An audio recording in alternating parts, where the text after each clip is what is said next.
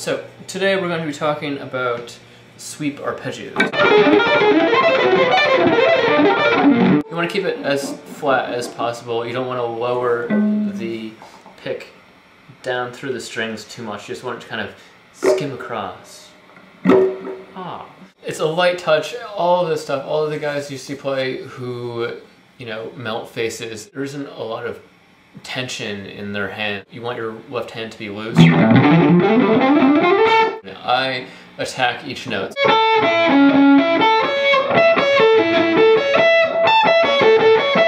So when you change direction, you're attacking that note a second time.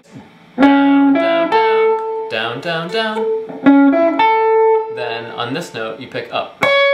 So some people hammer that on, like, or doing a hammer-on pull-off. It's hard to pull it off, literally pull it off, like to make it sound good in time when you're doing that.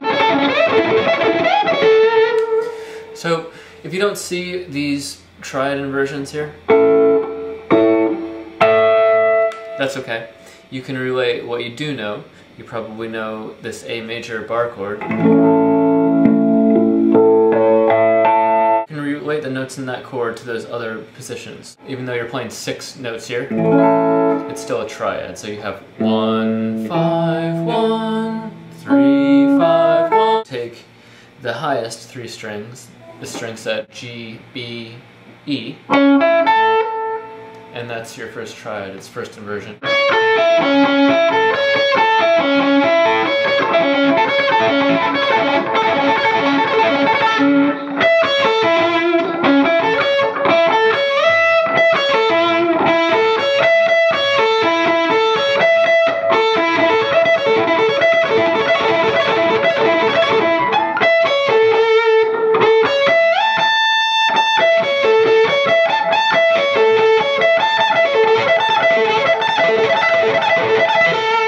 That one in particular, in some keys, like lower in the neck, is more tricky.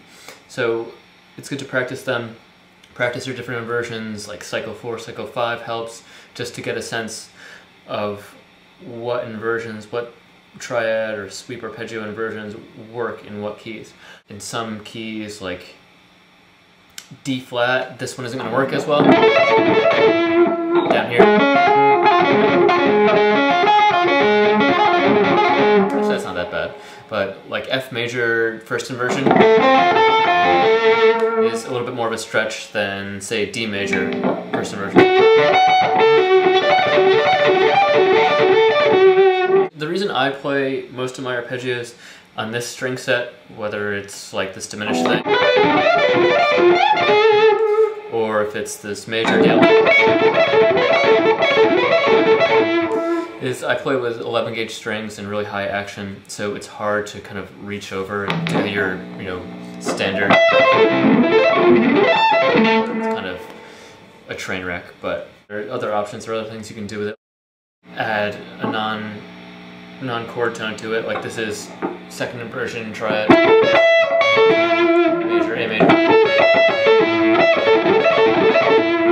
And then you can add, in place of the root, 2 or tension 9.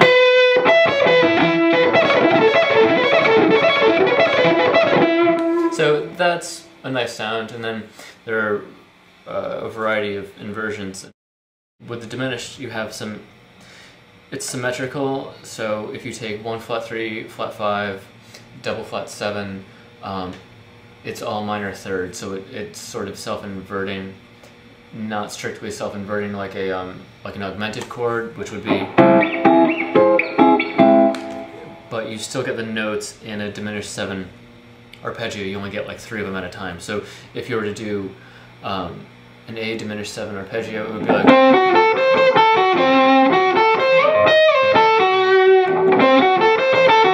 so you can, since it is not technically self-inverting, but in essence it is, because you're going flat 3, diminished 7, 1, flat 3, and you're going flat 5, 1, flat 3, flat 5,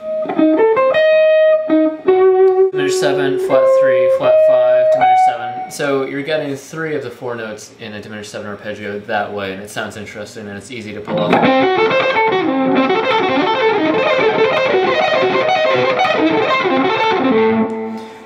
sort of easy to pull off. It helps if you have spidery fingers.